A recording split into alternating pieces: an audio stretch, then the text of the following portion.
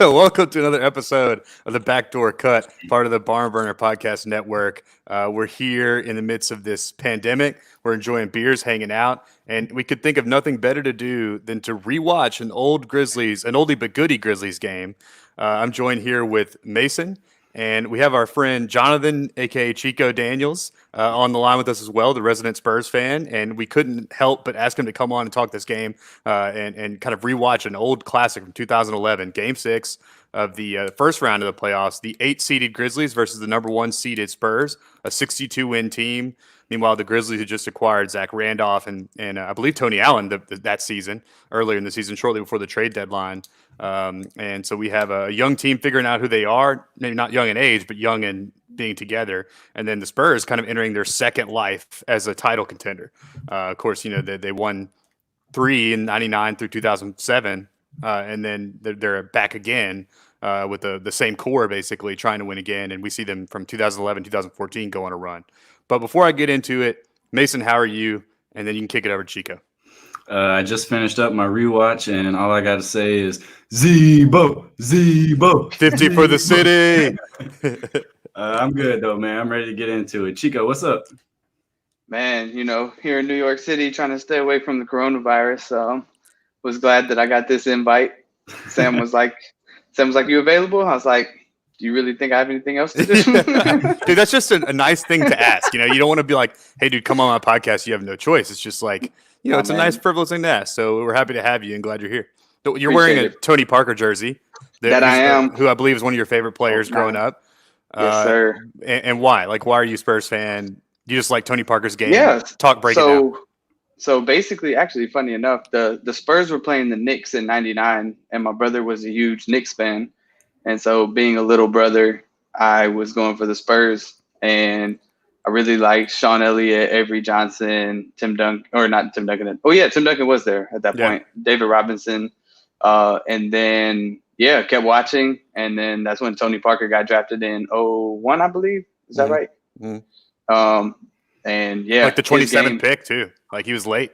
28th, but close. Oh yeah, there you go. And so you didn't. Oh, excuse me. And you didn't even know that he was going to come. Like I don't think did he even come to the league like right away, or did he play in France for a while, or did he come play right away? I can't remember if I'm pretty sure he played right away. He was like 19, I think, when he got into the league. He was pretty young. But yeah, then his game style it was my favorite.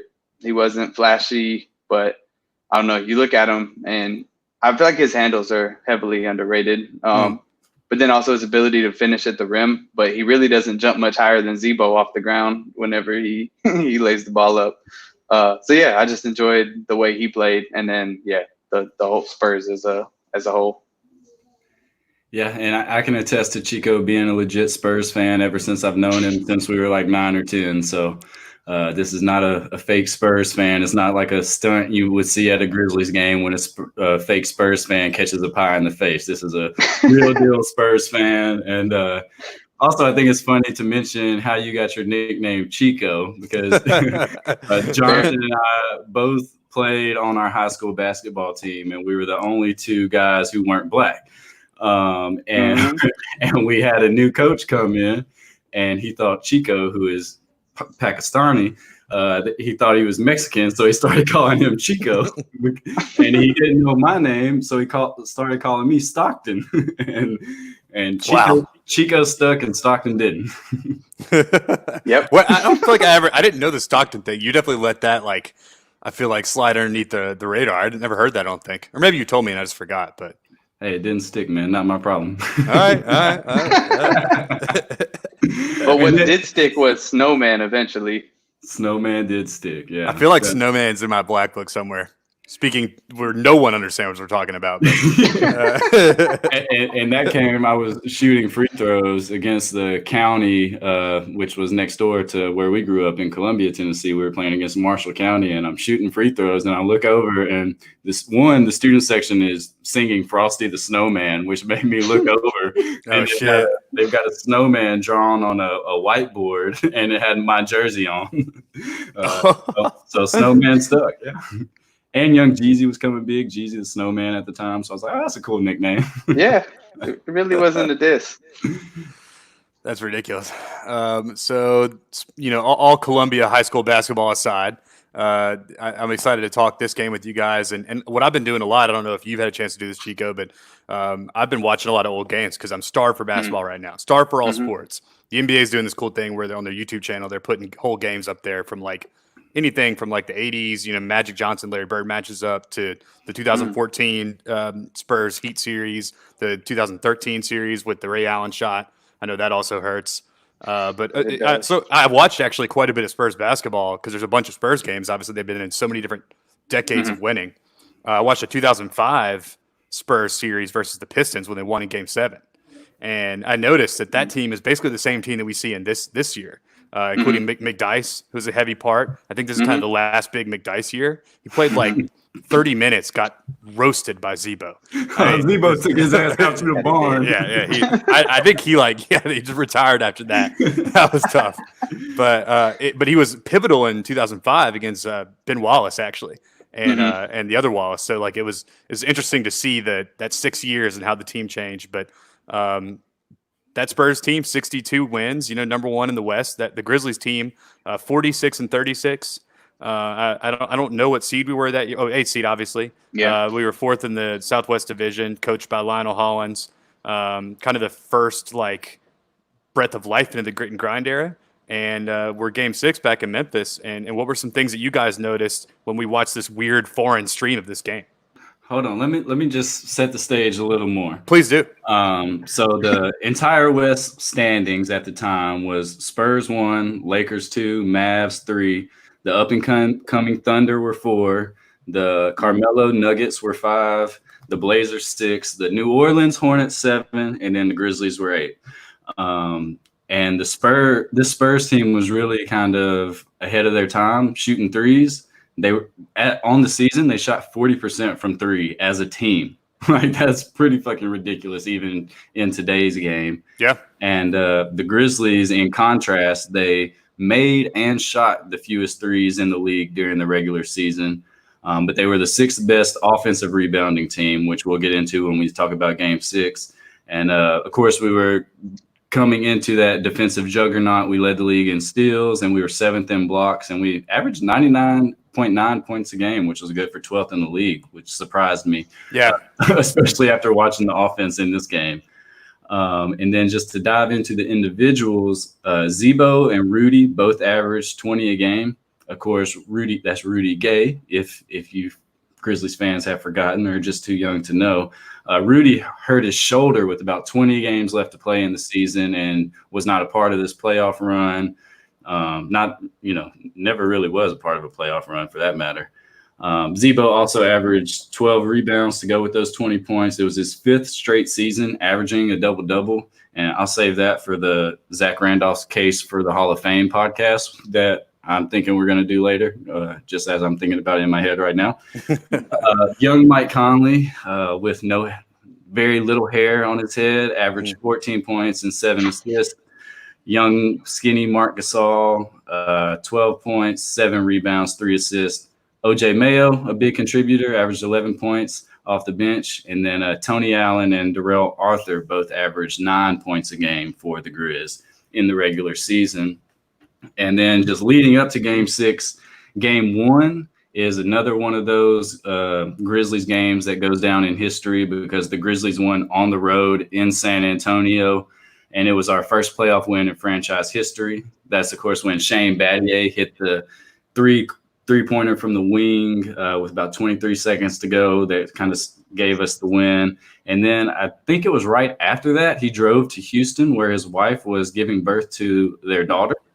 It was either right after the game or right before. I didn't have time to look it up. So that gave the Grizzlies their first playoff win and a 1-0 series lead. Game 2 in San Antonio was a loss for the Grizzlies. Then we won Game 3 at home. It was 91-88. Z-Bo got a 3 on a broken play with like 3 seconds left that sealed the deal. And Game 3 at home was the debut of the Eva Longoria Fathead, which we'll probably get into for Game 6. And then Game 4 at home was a Grizzlies rout. And that was my first playoff Grizzlies game to ever attend. And I think the Spurs were leading at halftime. And then in the second half, the Grizzlies just couldn't miss. Like Tim Duncan and them were on the bench with 6 minutes to go. So that was my first game. I sat in the club level across from the Grizzlies bench. And I remember during that third quarter, we were right on the edge where those glass partitions are separating one section from another. And me and this older black man were just embraced in a hug for like 2 minutes because the Grizzlies couldn't miss. We were just jumping up and down while we're hugging. Wait a minute. We got this comment here. It's just fantastic. Almost thought the guy in the middle was Tony Parker. Does y'all's skin tone and similar appearance have anything to do with your fandom of him? Actually, no. It was just a innocent coincidence because my hair was even shorter at that point, and I didn't have the beard. You know, I just had the light goatee, so I feel like it made me look even more like him back in the day. Yeah, I've often thought that. I wondered about that. Is it kind of a life imitating art sort of deal? But hold up here. Oh, Pac-Man, what up? Spurs suck. Holla at you, Pac-Man. And then bootleg Tony Parker looking ass. Shout out, Dad. Yeah. Grizzlies win game 4. Game 5, we lost in San Antonio, and that set us up for game 6 with the Grizzlies leading 3-2 in the series. So, Sam, I'll let you take it from there. Well, Chico, I wanted to ask you. I don't know if you got a chance to watch a lot of them that season. Of course, we were in college, so we didn't get to catch as many regular season games we'd like, probably. But you know, who is the best player on this team? Because I assume Tony Parker. He was kind of the youngest of that big three. Yeah. But I don't know if we had a Renaissance Duncan season or Ginobili season. Like, walk me through who was the best player on this team, or was this the beginning of the kind of Spursian? We'll share the ball. No guy's the guy that shines. Shoot a ton of threes. I mean, you look at this bench. George Hill, Gary Neal was still hooping back then. Matt Bonner led the league in 3-point percentage that year. A young Danny Green that rode the bench, barely played at all. So, like, you look at these great guards that the Spurs always seem to have, just a slew of really quality, intelligent guards. But who was the star on this year's Spurs team? 62 wins. That's no easy feat. Yeah, I mean, as far as I can remember, I felt like it was Tony Parker. But you know, with Tony and Timmy and Manu, it could always change, you know, game to game. I know I saw during that at the beginning of the game 6, it said Tony Parker was averaging 19 points on the series, which, yeah, that's pretty solid. And yeah, like, you know, Spurs basketball is just that's what I loved about rewatching this, honestly, was seeing how even in, I don't know if I'm jumping ahead on getting into the first quarter, but when the starting 5 were sucking it up, Pop put the second string in, and they're the ones who kind of clawed back into a 10 to 8 point deficit. It was Gary Neal and George Hill, like you mentioned. But all in all, I would have to, at least based off memory, I would think that it would be Tony Parker that would be the head guy. Yeah, I mean, George Hill played 38 minutes in this game, and Richard Jefferson, who's a starter, only played 10. Pop just kind of rode the guy that seemed to be playing better. One thing I noticed too, looking at the plus minus, this is kind of a retroactive look back at these games with all these advanced statistics. Is fascinating. Every Spurs starter was a minus, which is crazy. Tony Parker a minus 10, Duncan a minus 12, Ginobili a minus 7, McDyess a minus 15, and Richard Jefferson a minus 13. So I mean, and something that Chico and I were talking about before you got on, Mason, was that the Grizzlies defense has always been good. But I don't think we were quite there yet this series. So the Spurs just missed a lot of shots too. Maybe shots they made all season. But what did you notice from at a high level when you watched Game 6 in terms of just schemes and things that was happening? So first of all, I forgot that Richard Jefferson ever played for the Spurs. Most people do.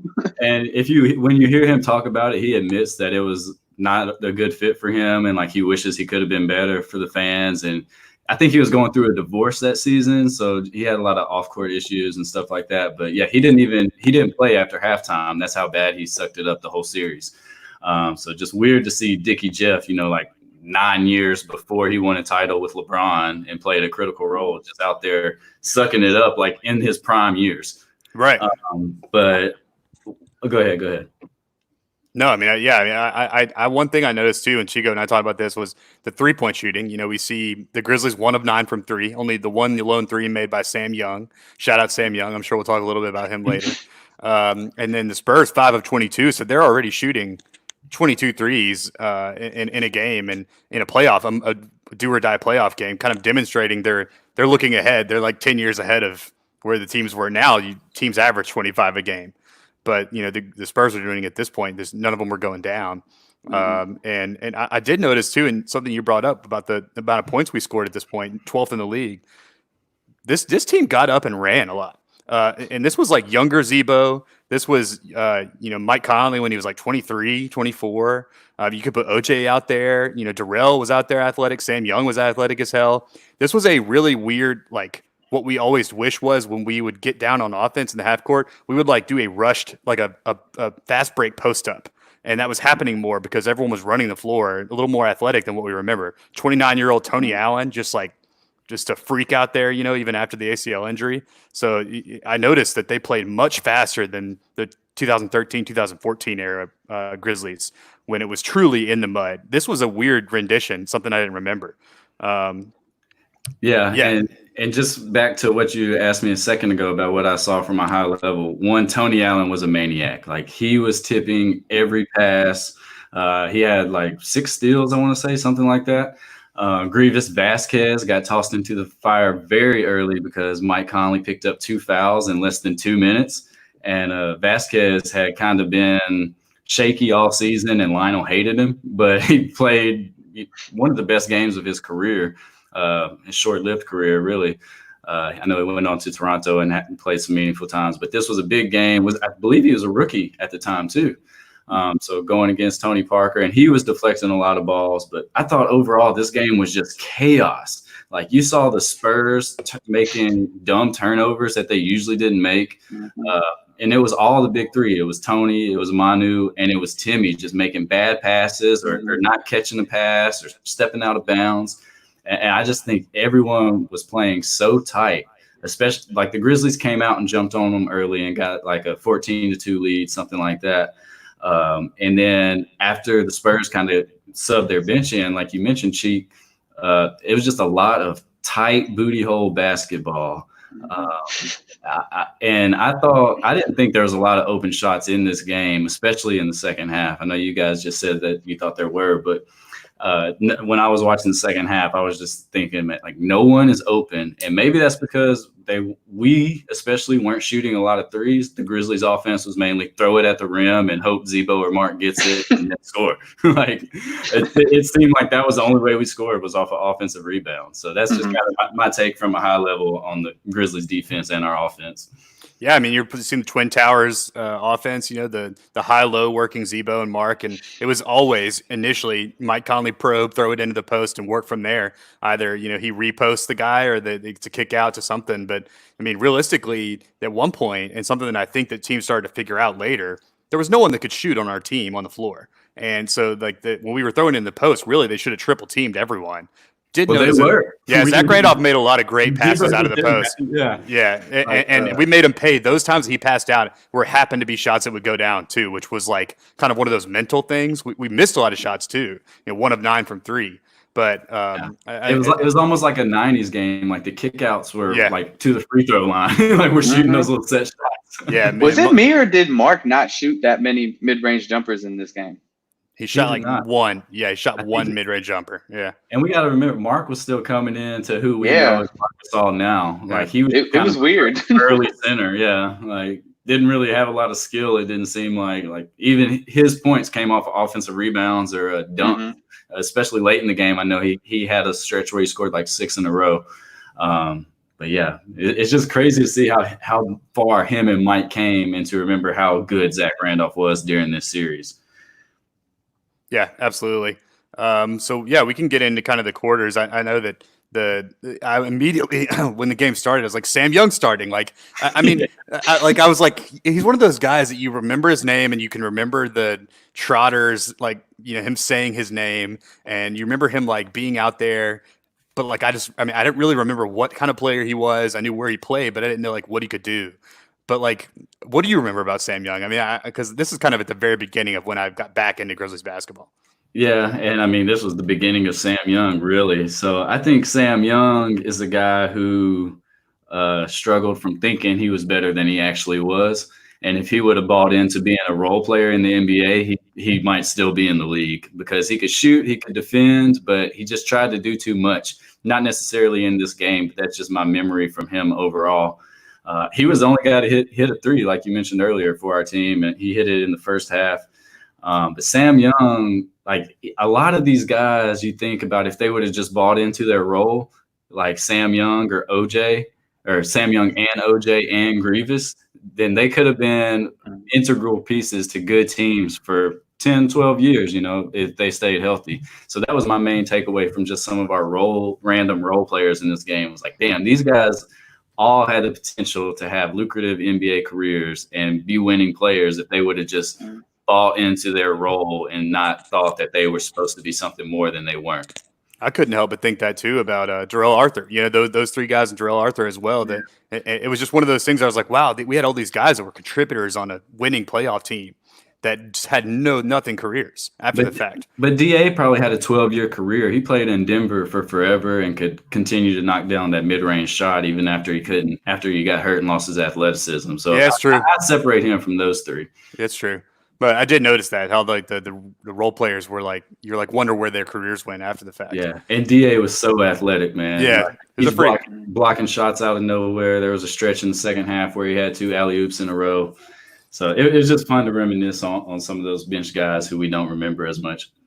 Not gonna lie, I completely forgot OJ Mayo existed until I rewatched this game. Dude, and he's like, I mean, so the whole plight of a Grizzlies fan was, man, I wish we had that 2-guard that was like that could make open jumpers and could like slash and was athletic. And I mean, we had him. Like he was the guy. Like he should have been the guy, and that's what it blows my mind why he didn't end up becoming the guy. We see some Lionel didn't like him to some degree. He was a frustrating guy to coach. He was a young gun that thought he was a little better, as Mason alluded to. But in this game, I was like, oh, this guy's going to grow into the starter next to Mike, OJ, Tony, Z-Bo, and Mark. And then that's your starting lineup right there. And like you just get everyone grows together and gets better. And in fact, we see in the fourth quarter when we get there, OJ plays nearly the entire fourth quarter. Lionel goes to the best player lineup at the time. We'll get there, but I noticed that OJ was out there instead of Tony in most of the crunch time fourth quarter minutes because of the scoring aspect. So that was another thing I noticed too. But any other first quarter comments? I mean, they're a total ass whooping, no rhythm from the Spurs, and you knew they were going to come back. But it was so weird. They just looked beat before they walked in with the turnovers in the first quarter. And, we see Pop do his typical, like, I don't care who you are. I'm going to pull you out and talk to you on the bench like you're a rookie if you're playing like a rookie. And we see that happen.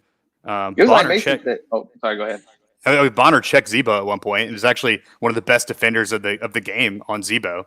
Matt Bonner was just fighting him to death. I just think that's funny when random guys come in and like end up being good matchups. And he was an example of that because McDyess is just getting absolutely tortured. Oh, yeah. What were you saying? It was just weird watching the turnovers in the first half or in the first quarter because it's like you could watch them telegraph it. Like you knew where Tim Duncan was. You saw the cut that he was looking at, and people were able to get hands in the lane. Same with Tony Parker. And Ginobili just, oh, man, he can be that X factor that's like you either really want him to have the ball or you really don't want him to have the ball. And this was one of those games where up until probably like the end of the third into the fourth, I really didn't want him to have the ball. But yeah, just based on how, like when you saw the second string come in, it's like, why couldn't the starters do that? But that's one thing I love about Spurs basketball is that the second string can come in and like Mason said, play that like tight butthole basketball where everything's just clean.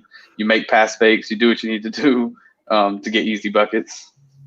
Yeah, and the Spurs had 6 turnovers in the first 9 minutes, which is, and then in the second half they had like 1 turnover until the final 3 minutes. So it just was not Spurs basketball. But like I said, Tony Allen was all over the place in that first quarter, and it was 24-16 at the end of 1. And what I wrote in my notes was ball was all over the place this quarter. Errant passes, Manu doing crazy hook passes when driving left to right corner because he would drive so hard left and get deep and just like throw a hook pass to the corner and like Tony Allen's right there to catch it and go the other way.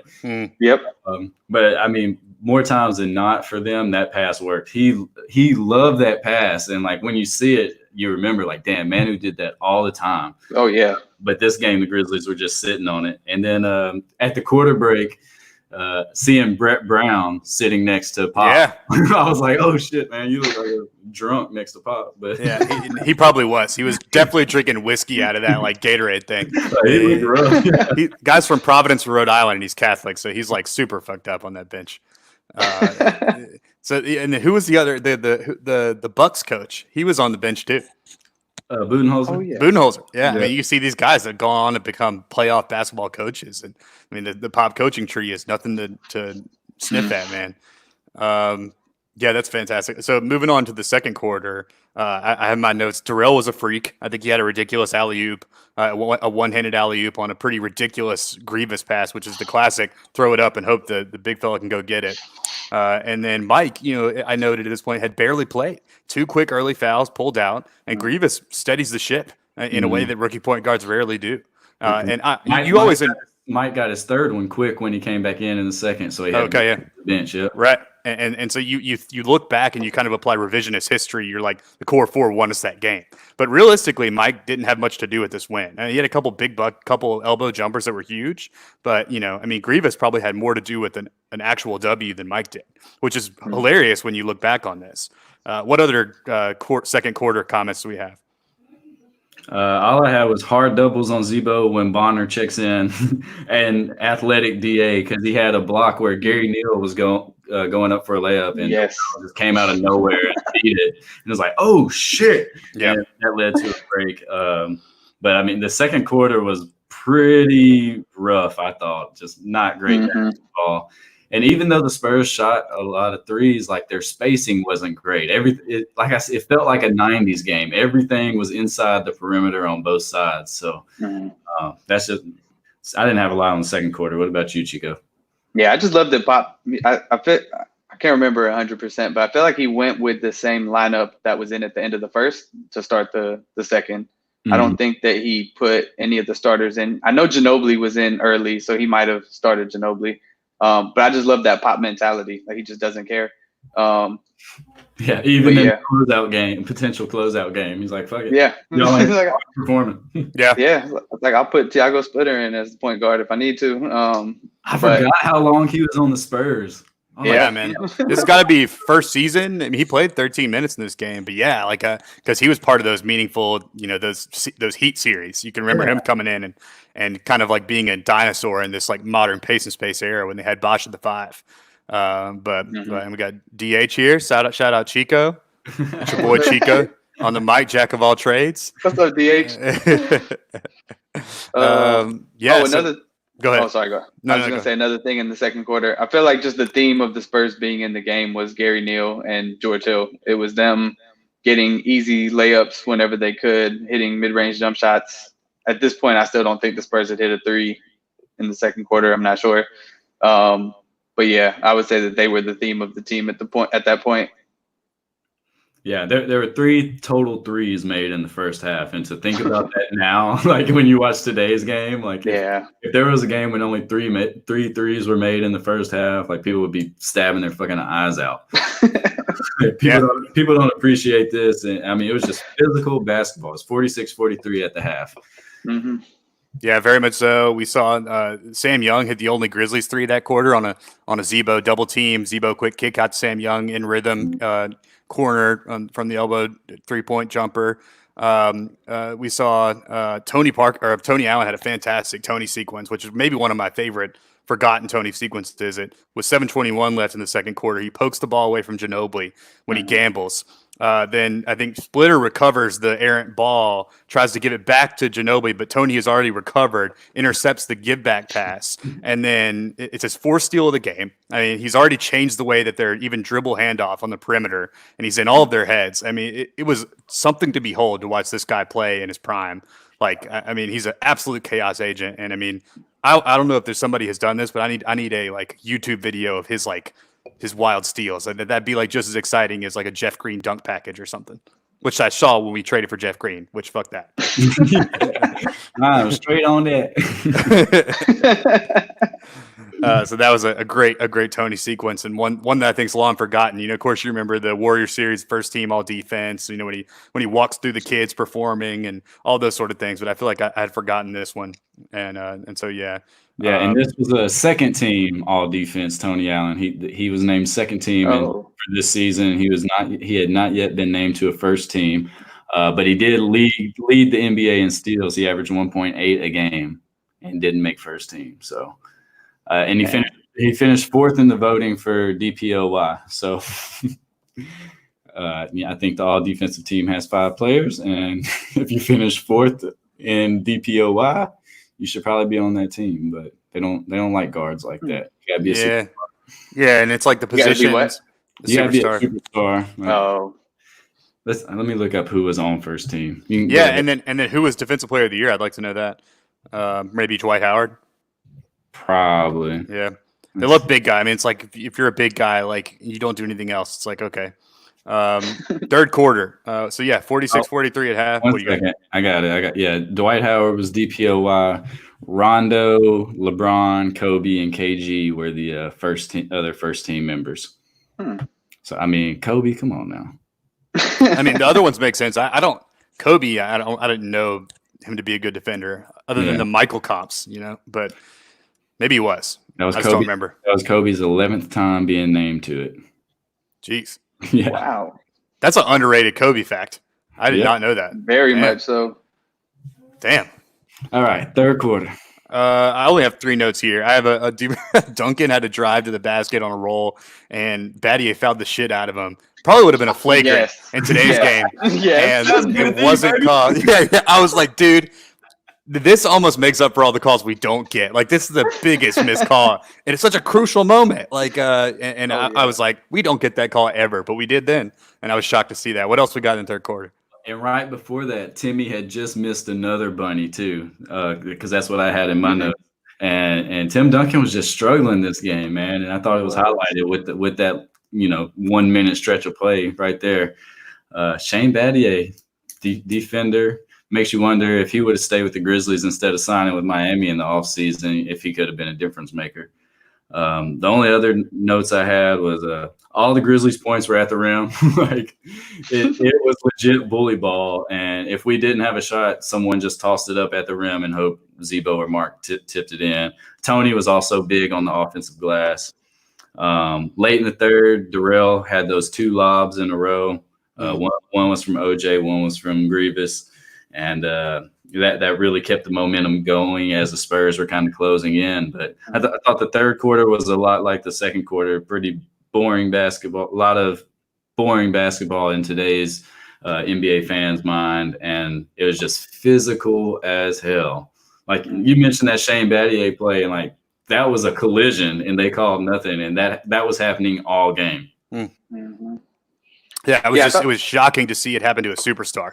Normally you get that call. He gets that call if it's all ball, just because of the head. He even jerked his head back, and because it was legitimate, flagrant, by today's standards. But what were you about to say, Chico? What else do you notice?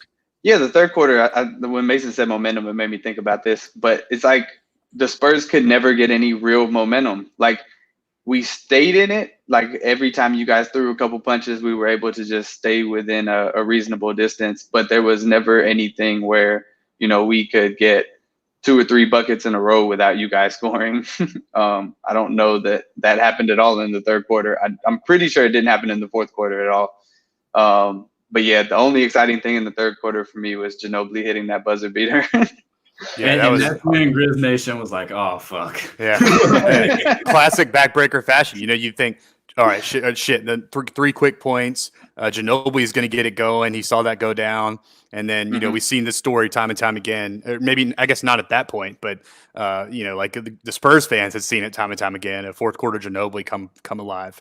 And I mean, they're the 1 seed. We're the 8 seed. Game 7 would be in San Antonio, and that just kind of seemed to be one of those momentum changers. If you had watched the NBA for a while, and it was just like, oh shit, come on, guys! Like that's all you could say to yourself. Like just pick yourself back up, keep fighting. As someone that watches so much NBA basketball now, and kind of like is so used to the way games ebb and flow. I would have bet if you gave me odds right then after that 3, I would have bet we would have lost that game. Like, because the way it felt, and I would have bet, like, it's the Spurs, man. They're champions. They're poised. They're calm under pressure. They're better at every position, except for a superstar Z-BOOOOOOOOOO at this point. But Tim Duncan's better than Z-BOOOOOOOO, like that, and they play the same position. Granted, Mark was guarding him, and you just think like the odds are like they come back and win this. And you could tell the Spurs were so calm. Like every time that they were like down, at no point I don't think did they believe they were going to lose that game when it showed them. Like until 2 minutes left after the Grizzlies went up 10. But I noticed how calm they were because they've been in so many fucking big games, like Game 7s in the finals, and they pulled it out. So it was interesting to see. Why do you think, Chico, that this Spurs team didn't seem to have it, whereas like the next 3 years did? I mean, we saw some personnel changes, like the Boris Diaw kind of replaced McDyess, and then we saw some better shooters come in. Danny Green plays a more pivotal role. But what's the difference? Because in theory, you'd think younger Tony, younger Duncan, younger Manu, they win 62 games. What happened in the series? Was it just a matter of like didn't know how to deal with our clash of styles and then Z-BOOOOOOO went supernova or what? Yeah, I mean, you look at the Grizzlies in this, even though they didn't, like it wasn't the prettiest ball, y'all were scrappy as hell. Like there was just, I don't know. I think it just threw the Spurs out of their rhythm. And even though, I mean, I would agree with Mason to some degree. I think that there were some good looks, but there just also weren't some good looks. And that's why when Tim Duncan and Battier collided, I think that was just Tim Duncan trying to create anything he could at that point. But I think you guys just threw us out of our rhythm in this series. And I don't know if it was like the big brother mentality where we thought we were going to come in and just take what we wanted and do whatever we wanted as a 1 seed versus 8 seed. But that's one thing I love about the Memphis culture and the Grizzlies is I feel like y'all never really view yourselves as the underdog. Like the Grizzlies will always come into it thinking that they have a chance. And I think that's what happened in this series.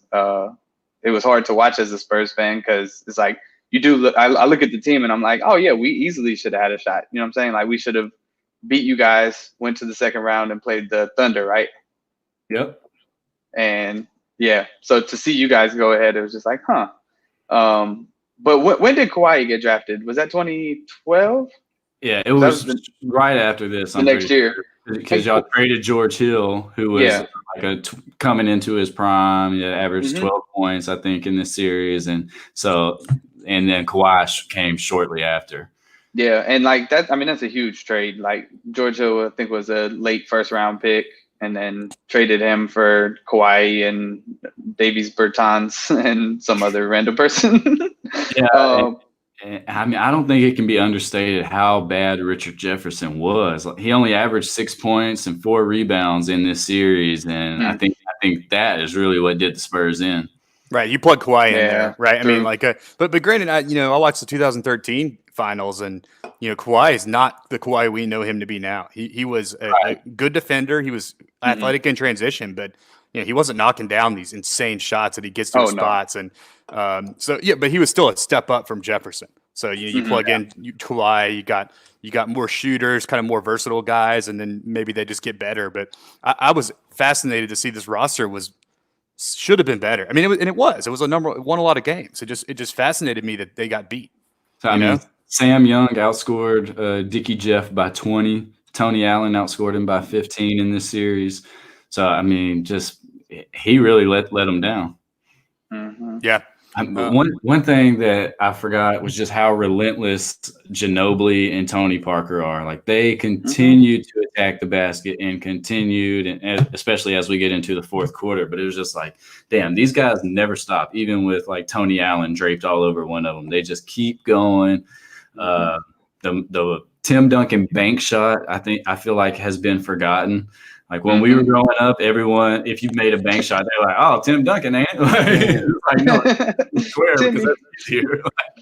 But you saw him make one of those and miss a couple in this game. But when I saw it, I was like, "Oh, damn, that's the Duncan bank shot." Like, does anybody even shoot that anymore?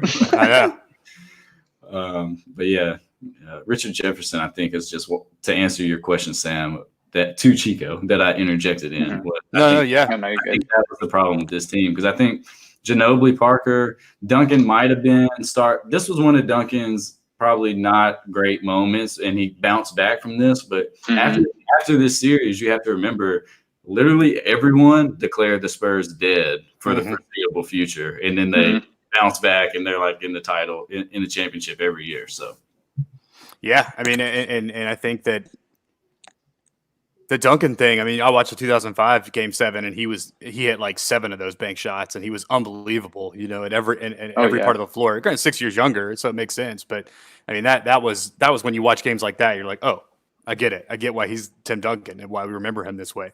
But let's not forget, you know, those Spurs teams had like a Robert Horry, who was kind of like what you hoped Richard Jefferson would have been. Horry was huge for that game, at least when I watched. I was like, this Horry should be like Finals MVP. Like he did so much in that Game 7, and so that I feel like the Spurs just didn't have that Robert Horry for this particular series. That they hoped it might be Jefferson, or maybe you get Gary Neal off the bench, gives you 20 or a couple big threes or whatever, but it just didn't go down that way in this winter go home. Tony Parker is. I want to just like dive into him a little bit. I don't understand why he's as good as he is, because like Chico alluded to earlier, he's not particularly athletic. It's not like he has hops. He's quick in that but you know, he kind of coined that water bug point guard sort of style where you're just like, you're quick, you move around. He has a good handle, like you said, underrated handle. But the way he finishes at the rim and gets to the rim at will and gets to his spots, and I when you watch some late Spurs stuff, he hits so many jumpers. There's like a couple Heat games where he hits like 7 straight jumpers, and the Heat are just staring at each other like, who's covered, and they don't know what to do because he's unbelievable and unstoppable. But I don't understand why he wasn't tortured more defensively. You know, like why the guards wouldn't go at him, and I mean, I never noticed him being a necessarily bad defender, maybe because Tim Duncan's behind him to clean up. But why do you think Tony Parker specifically is Tony Parker? Because he was unbelievable. Even in this game where he's off, like there were a couple times where he had some shots and it was like he was about to put him on his back. I just think his agility was very underrated. I remember one of my first DVDs I ever bought was NBA Ankle Breakers. And the amount of times that Tony Parker broke somebody on that was ridiculous. But it was never on anything flashy like you see today, right? Like with Steph breaking, the way he breaks like Chris Paul every year. It was nothing crazy. It was just standard crossovers or an in and out to a crossover or a behind the back. It was nothing crazy. He did what he had to do to beat his man. Yeah, and nothing else. How he finished so well at the rim, I don't think I'll ever understand, because watching it on TV or even watching it in person, you just think he's going to get blocked. Right. Or there's no way you have an angle that low under the backboard to even get it to the rim, let alone use the backboard to make the layup. So that was always interesting to me. But defensively, I always felt like when he was younger, I feel like I remember him being a really good defender. I don't think he's that undersized to what guards were when he was coming into the league. Yeah. Because he's probably what? Do y'all know how tall he is? 6'1", 6'2"? Yeah. Yeah. So I don't feel like he was too undersized or like too scrawny or anything like that. So that's why I feel like he didn't get taken advantage of. But then also, like you said, just like the team defense mentality as well, having Tim Duncan back there, McDyess, Splitter. He's always had a big man. Nazir Muhammad, if you guys remember him. Yeah. The one thing, I mean, I notice is when he gets in the paint too, a lot of times, like he'll do a stop and then he'll do like this reverse pivot, kind of like up and under move. He has a lot of like post moves once he picks up his dribble, but he has his defenders kind of like on skates almost. And then he hit a big shot in one of the Heat series like that, where he hits like a insane circus shot, but it's a Tony Parker shot, so it's like probably the most controlled that anyone could be in. But yeah, no, most guards you can like. I don't think of him as an especially good passer. You think of like Derrick Rose, freakish athleticism. You know, Chauncey Billups was like overpowered you. Like you can kind of like identify the traits of the different guards that made them good. You know, that made them a special. But like Tony is just hard to put your finger on it, and it just perplexes me. You know. But like you said, his jump shot was insane. Yeah, like him and Timmy with that pick and roll. There were so many things that could happen once that happened. Yeah, that's true. And they were all high percentage shots. Like every option was high percentage. Yeah. So that was always fun to watch him get into a rhythm. He wasn't particularly a good 3-point shooter ever. The only time he really shot him was in the corner. But yeah, his mid-range game. He could bust your ass for 30. Yeah, easy. And I mean, he just had an innate feel for the game. He had impeccable touch, like some of the spin he would put on those layups and just the arc he would put on his floaters on some of those shots you thought he was getting blocked. Like he just knew where he was at all times and like how he needed to put the ball up in order to give it a chance to go in. And he wasn't, like you said, he wouldn't settle for the 3-pointer. He would take that mid-range and knock it down. And I still think even in today's game, if you can knock down that mid-range like Tony Parker could, you are a dangerous player, especially in fourth quarter and winning time. I mean, I think today's NBA could learn a lot from Tony Parker. Yeah, agreed. Yeah, I'm always reminded anytime I watch any Spurs playoffs. Going into the fourth quarter, I noticed that it's Z-Bo time, first of all, but what's the score? I actually don't know this. Okay, we're it's 70-66 after Ginobili hit that half-court shot. Right. So we're up 4. Momentum theoretically changed. Grizzlies up 4. Lionel rolls out this lineup: Vasquez, OJ, Tony, Terrell Arthur, and Z-Bo, who to the point I don't think had played yet together as a cohesive lineup. But it was sort of a who's performing in this game the best right now. OJ had given him some good minutes, so he went with OJ. And then Mike, he still hadn't put back in. Mike, some foul trouble and hadn't really gotten into rhythm yet. Thought that was really interesting. Noticed at one point, McDyess dunk puts Spurs up 1. I think 81-80 or something like that with 4 minutes and 39 seconds left. And at that point, go ahead. Go ahead. That was just my next note. Okay. So Tony Parker airballed one of those corner threes that Chico was just talking about, and it led to one of the best Zach Randolph fast break layups I've ever seen in my life. He was actually trucking down the court. And like had to, bring the ball over top and go up with the left hand over a smaller guard, and that put the Grizzlies up 79-74 with 6:38 left. And then we had some tricks from Tony Allen. He was trying to get the ball to Z-Bo. He was trying so hard to get the ball to Z-Bo. He's got it. Tony's holding it at the free throw line for like the 12 seconds, and then he throws it to Z-Bo as the shot clock's expiring, and Z-Bo just like knocks it out of bounds. He's like, "What the fuck?" Like the shot clock expired. And then the very next possession, Tony's trying to get it to Z-Bo again, and the Grizzlies get a shot clock violation, and the Spurs score both times, and so they bring it to sit within 79-78, and then McDyess gets that dunk with 4:39. So Chico, you got anything before that part of the game? I think before that, Ginobili was starting to find his rhythm. I didn't write anything specifically down, but yeah, that's exactly it, because the Spurs obviously made a run, and it was Ginobili. Yeah, and like you said, he's relentless, he's tenacious, and I feel like he's a goldfish. Like he didn't think about any of his past mistakes for the previous 3 quarters, and he just keeps attacking, he keeps shooting. Even if he took, I think it was a little bit later in the fourth quarter, he took a bad step back 3, but he was finding a shot, and like that's something that I've always like admired about him, is that he can somehow forget his mistakes on the basketball court. He just continues on.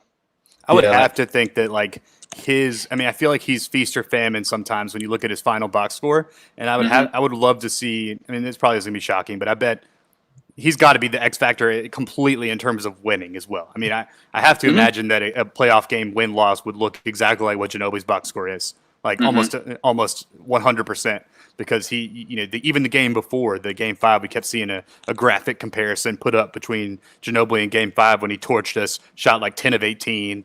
And then in this game, up till the fourth quarter, he was performing very poorly. And Doris Burke was, talking all about that. So I think he's such the guy for the Spurs, man. You know it, and we all know it, but it was so interesting to see that over and over in all these playoff games.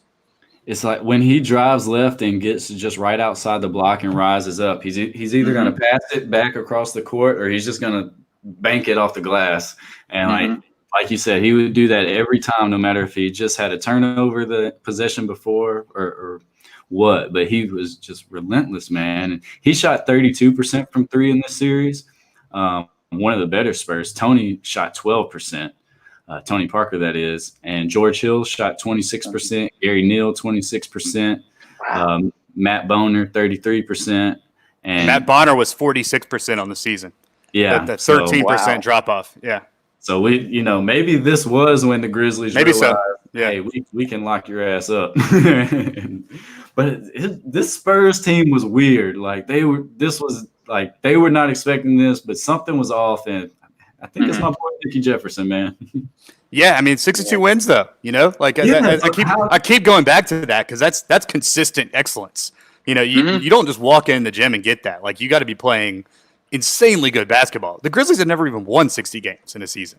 Yeah. So and I don't know how many Spurs teams did. I mean, I imagine quite a bit in that era, but like, damn, that's a lot of wins. And so that's why I can't square. Now this is game 6, one game, right? I just can't square that team and then the regular season team. It just doesn't.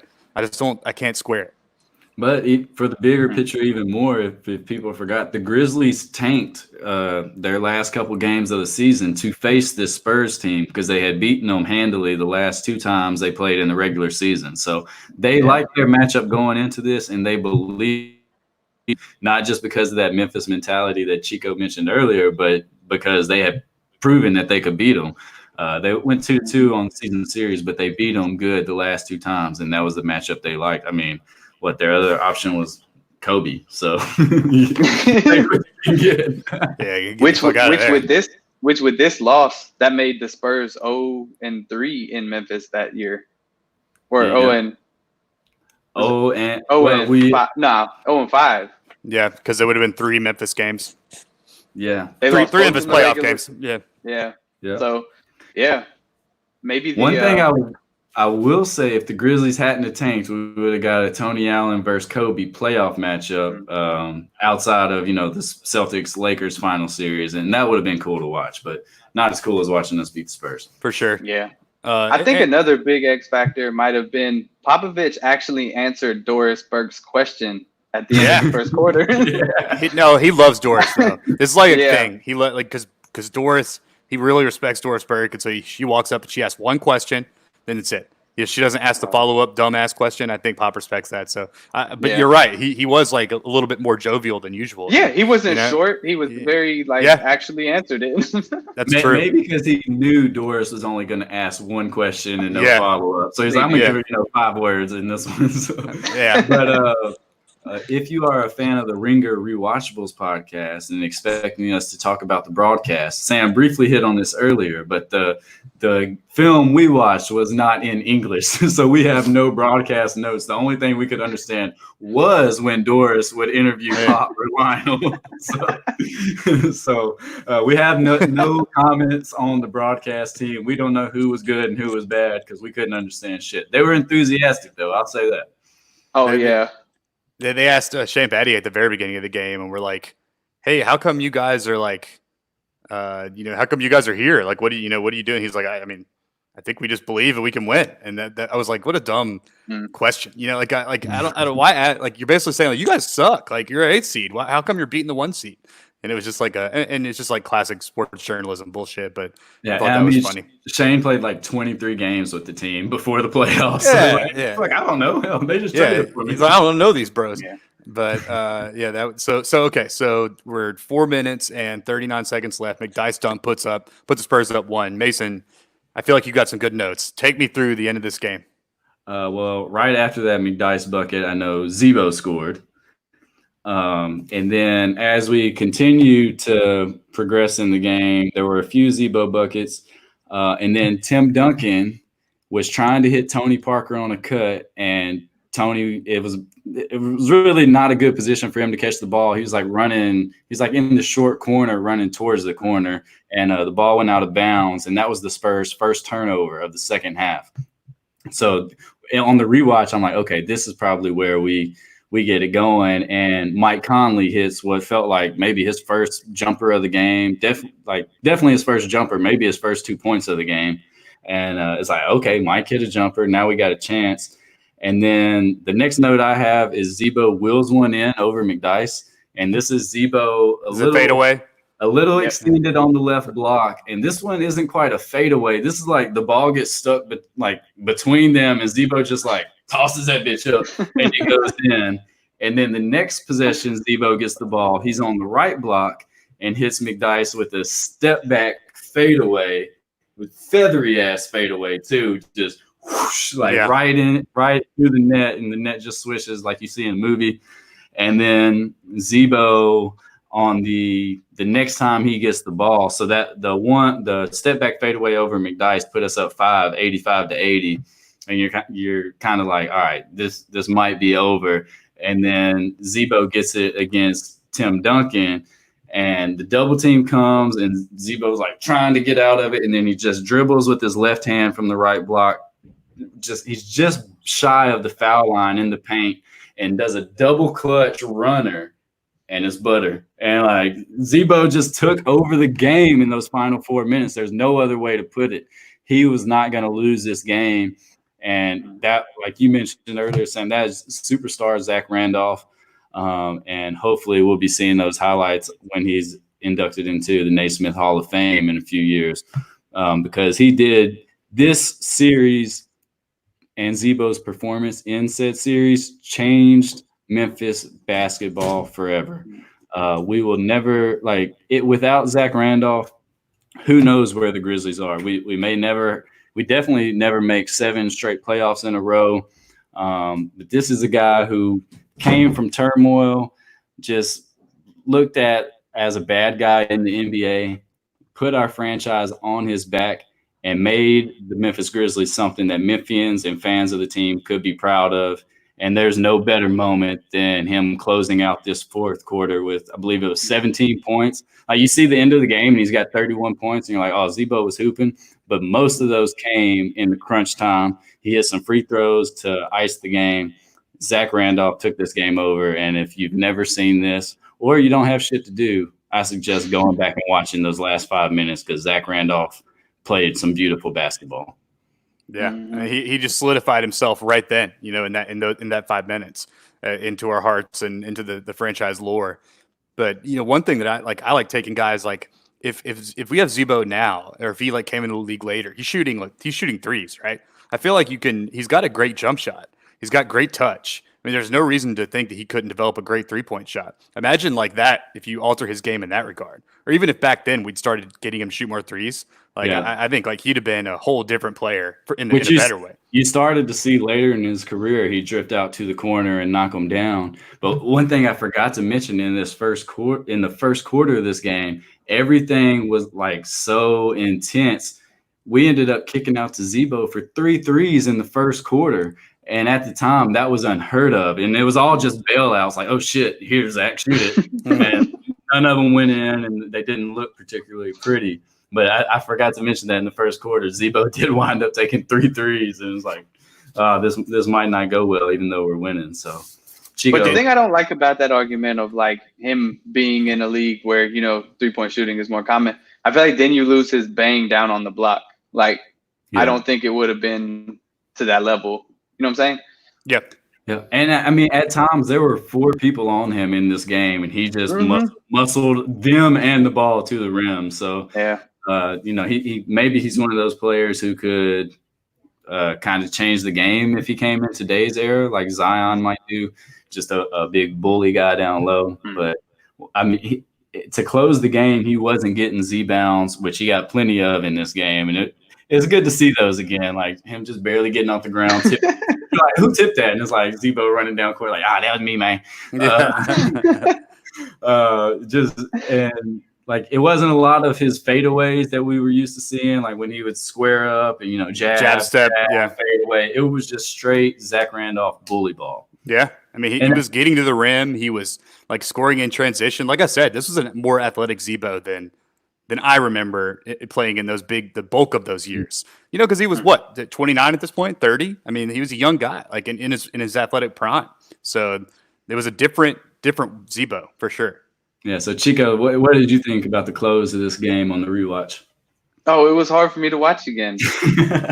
Like at halftime, I actually had to go make a drink because I was like, "Ooh, I got 2 more quarters to watch." The fourth quarter, I mean, because I already knew what the final score was, my blood was still boiling a little bit because it was still hard to watch us not click like I knew we were going to in a couple of years or after that, or even before that. Seeing that the potential was there, but it not happening. I know Ginobili within those last 3 minutes, I think he took a really bad step back three that I didn't like on the wing. Nobody could find it. I feel like Tim Duncan missed a few at the end too. Yeah. And at that point, before, I think after we took that lead and then you guys came right back, I think even back then, I remember being like, oh yeah, this isn't a good look for us. Because y'all were always a challenge for us. Like, I felt like up until after the Z-BOOOOOOOOOOO years, there was consistent competition. Like, now we haven't even talked about the fact that Rudy Gay wasn't playing in this game. Right. And like, I know he's a very controversial character for Memphians and Grizzlies fans, but I just remember watching Spurs games, like whenever he played for the Grizzlies that whole time, and he was always a Spur killer. I feel like he always averaged 20 plus against us and was always just a hooper. I don't know how he would have changed the game. But yeah, it was a hard fourth quarter for me to watch. So I was watching the game at my office, and then I came home and I had like 20 minutes before I had to hop on this show. And so I watched the last 2 minutes of the game on my phone in the shower as I'm washing the Rona germs off me from my office. And Z-Bo hit the fadeaway over McDice from the right block. I'm like, let's go, Z-Bo! And my wife walks in. She's like, what'd you say? I'm like, no, I'm just watching this game. She's like, haven't you already seen it? I'm like, yeah, but fucking Z-Bo is going ham right now. You don't get it. Like he's fucking hooping. Yeah.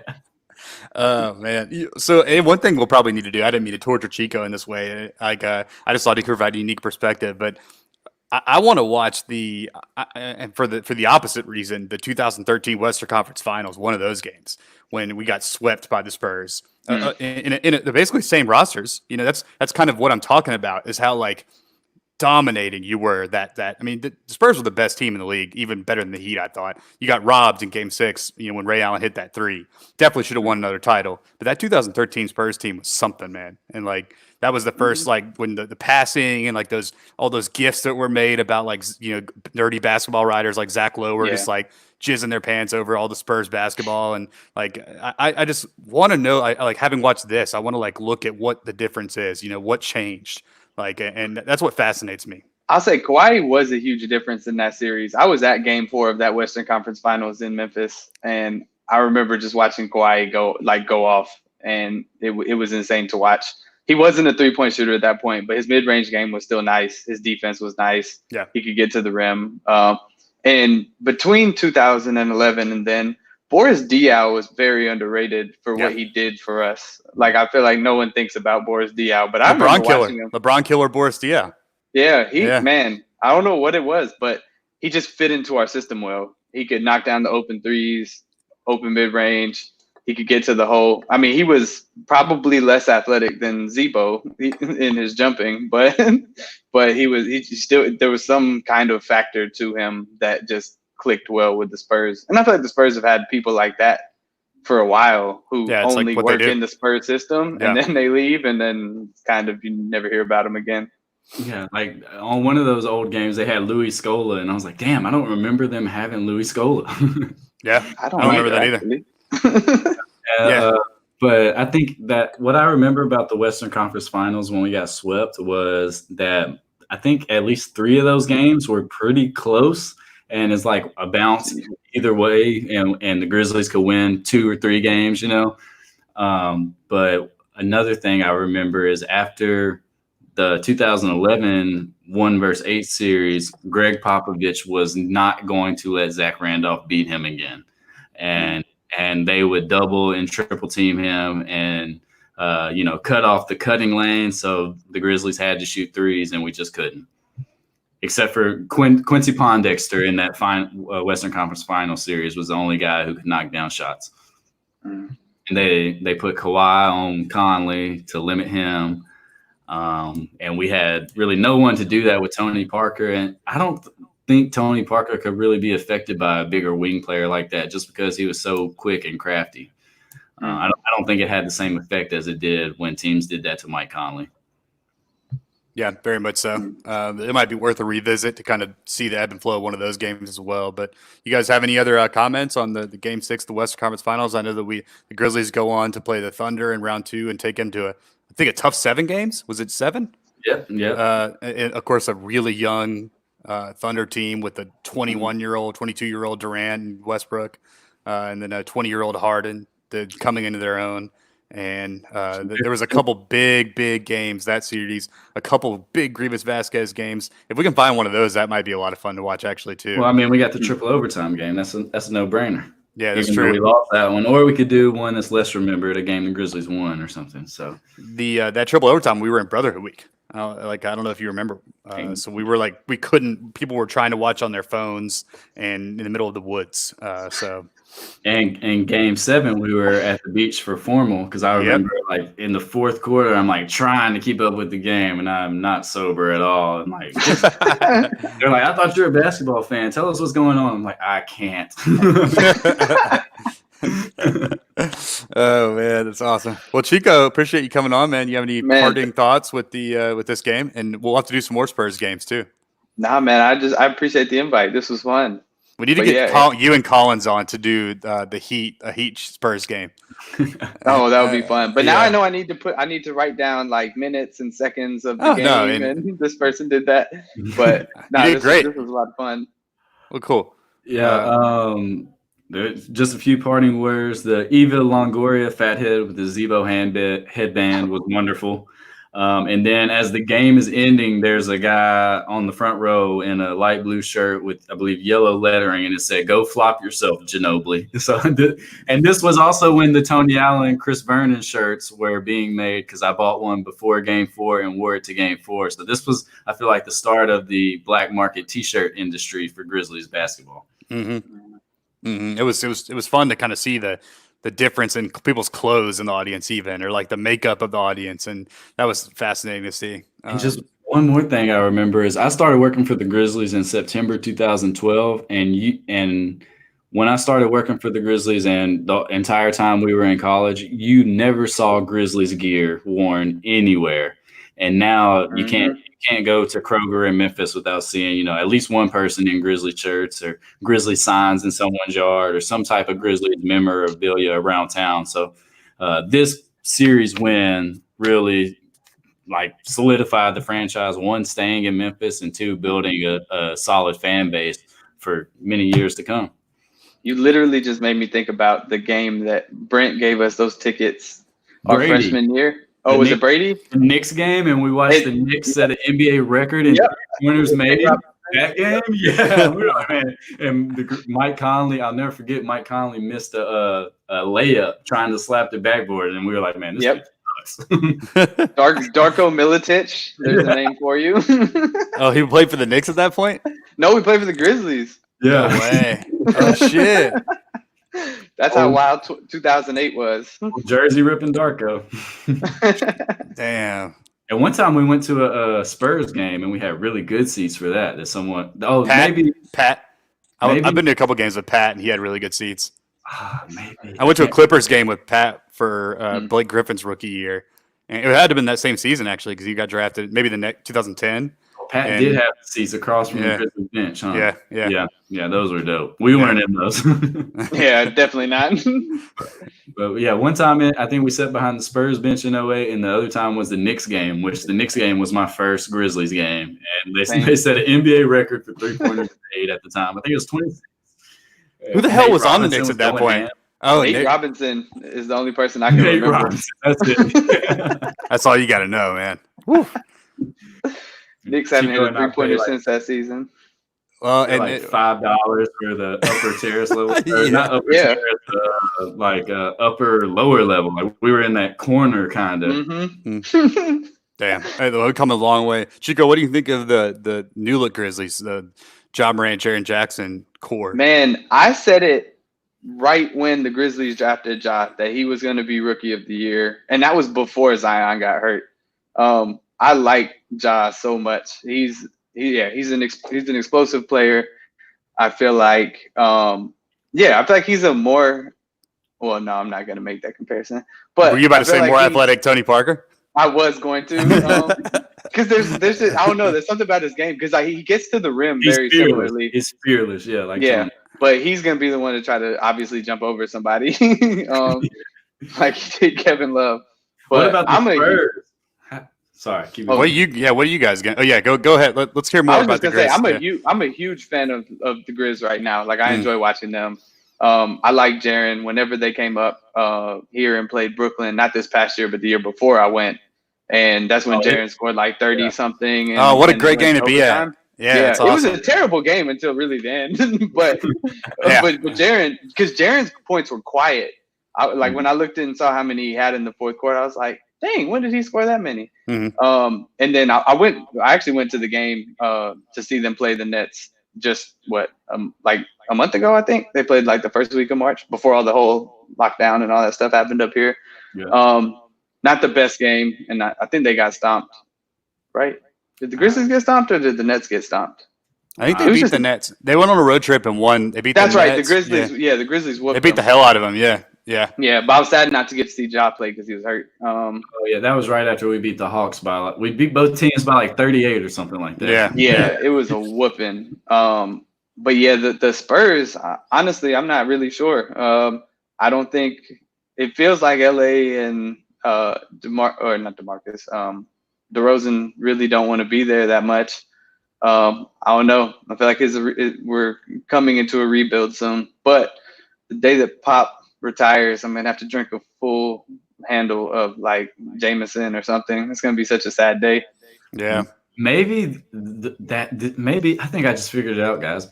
I think the world was hit with coronavirus because the Spurs were not going to make the playoffs for the first time in forever. There it is. You might be right. Pop might have done this. Yeah, he was in the military. He's probably got some like black ops clearance or some shit. That's a joke. Pop seems like a great guy and like he's a great leader for our country. That's a joke, but hey, something funny's happening. So. Dude, because I mean, LaMarcus and DeRozan are too old to trade to get real assets, and it's I mean, you hope to get something out of them. At some point, you're gonna have to trade them, and it'll be a rebuild. Yeah, I just wonder I just wonder how can the Spurs system evolve a little bit into the current NBA. Yeah, because right now they got two players who love to shoot 2-pointers. Yep, and that ain't gonna do it. And that's not really Spurs basketball. It's a weird fit for Pop, and I think the organization in general. Two guys who are kind of known as superstars too.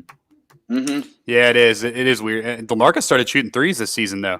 Like, and at some point, there's a bunch of jokes about how someone just pointed out there's this line on the court that if he stands behind it, he gets an extra point. And like he was launching that shit, though. I mean, at one point, like I was at a Spurs game at home, and he hit like 3 threes.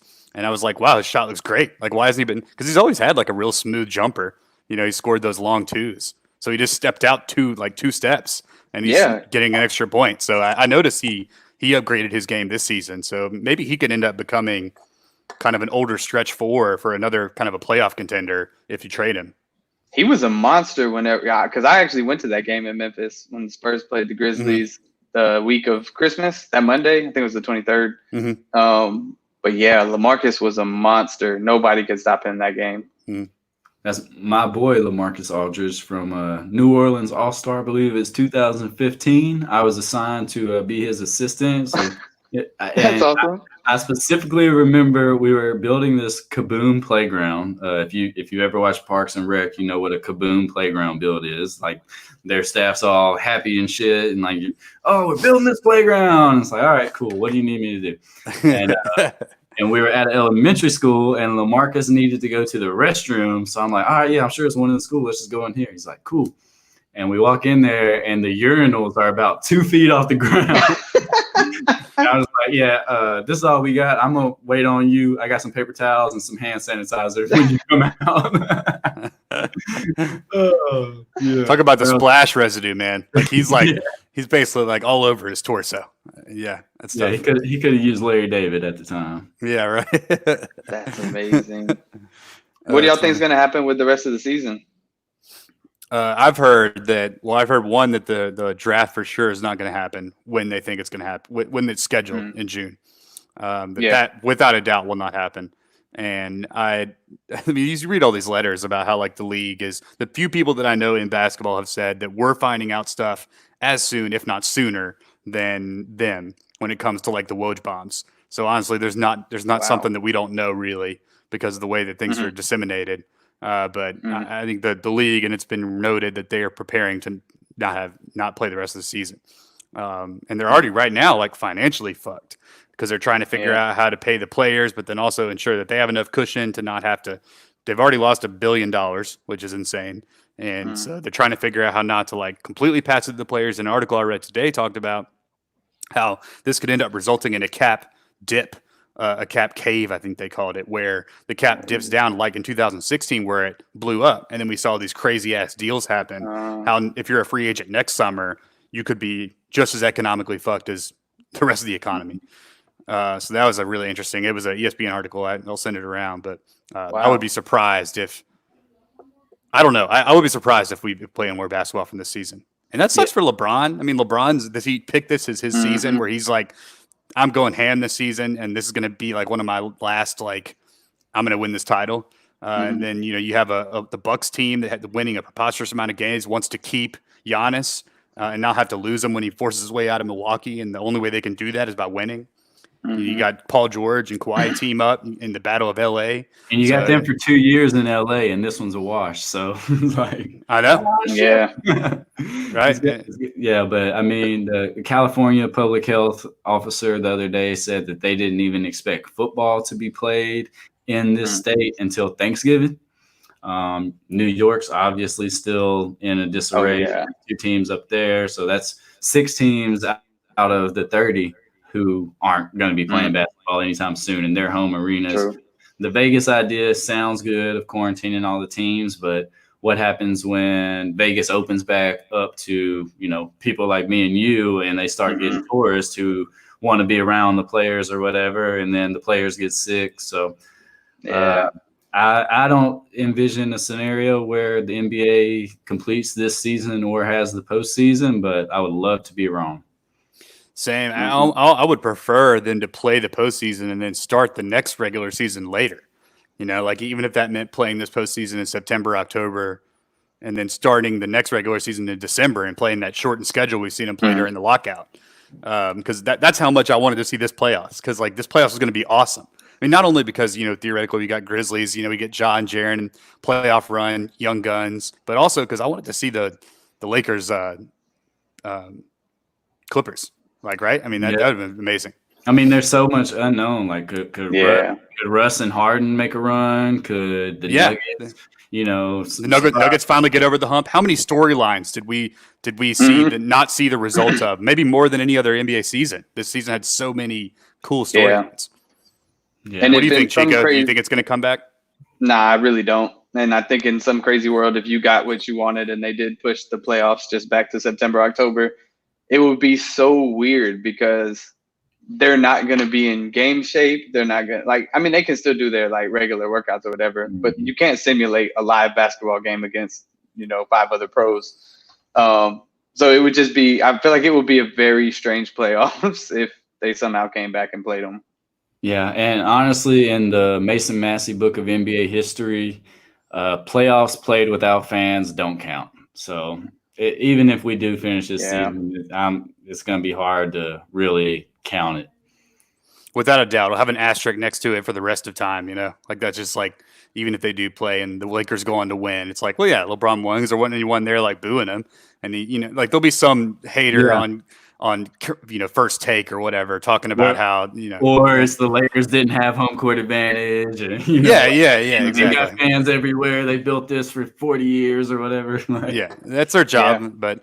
Yeah, it sucks. It sucks not having basketball. However, on the horizon, we have the MJ documentary, the 10-part ESPN series, which is supposed to drop next week. I don't know if you know about that, Chico, but we'll be tuned into that and probably do some episodes about it as well.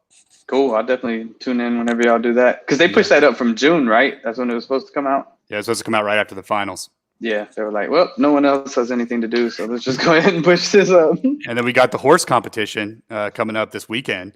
What do y'all think about that? Yeah, it's. Well, I need to hear who's in it. I heard that they were thinking about it, but I haven't heard anything other than that. Mason can supplement. I know Trae Young's doing it. I know that Mike Conley's doing it. Mike's in it. And then Paul Pierce is in it. There's a couple WNBA players. There's like a mix of, I think Chauncey's in it. Actually, I know he is. And so there's like a mixture of retired guys and active guys, but and some WNBA players as well. So I don't know. Like I think each person does a shot in their own gym, and then they pass it around that way. So they're not actually together. Yeah. Obviously. So it might take away from that McDonald's commercial kind of feel of like what you imagine NBA players playing horse is. But apparently they've done this in the past. And Simmons was talking about how eventually it just becomes guys shooting like weird layups, but it's not like cool. You know, you want it to be cool trick shots, but eventually the competitive aspect takes place. So guys just start hitting difficult shots, but not necessarily fun to look at shots. So it's like that because they just want to win. But so it's not like, hey, I'm gonna bounce it off this wall and then it's gonna hit the rafter and then like mousetrap like roll down into the hoop. So we're not going to see Mark King shots, is what you're saying. No, man. Shout out Mark King out there hooping with his foot. On GRIZZ, giving us some entertainment. But the NBA tried this horse thing with All-Star Weekend. I don't even remember when it was, and it lasted like 2 years. So while I appreciate the ingenuity, the creativity of the NBA, I don't really give a fuck about this horse tournament. No, I'm probably gonna watch it. Well, because I literally have nothing else to do. Yeah. Exactly. Yeah, like that's always I appreciate it. So like, appreciate your pledge, man. Congrats on your position. But am I gonna plan my daily walk around the neighborhood before that? Yeah, probably. yeah. Am I gonna be glued to my TV set, like just salivating at the idea of a rubber ball bouncing on a wooden floor? Probably, but yeah. All right, boys. Well, it was a good conversation. It was a fun time about this game. We need to do some more. Chico, we appreciate you joining, man. Welcome to the Backdoor Cut Show. Thanks for having me again. All right. Z-BOOOOOOOOOO. Shout out Z-BOOOOOOOOOO. Z-BOOOOOOOOOO.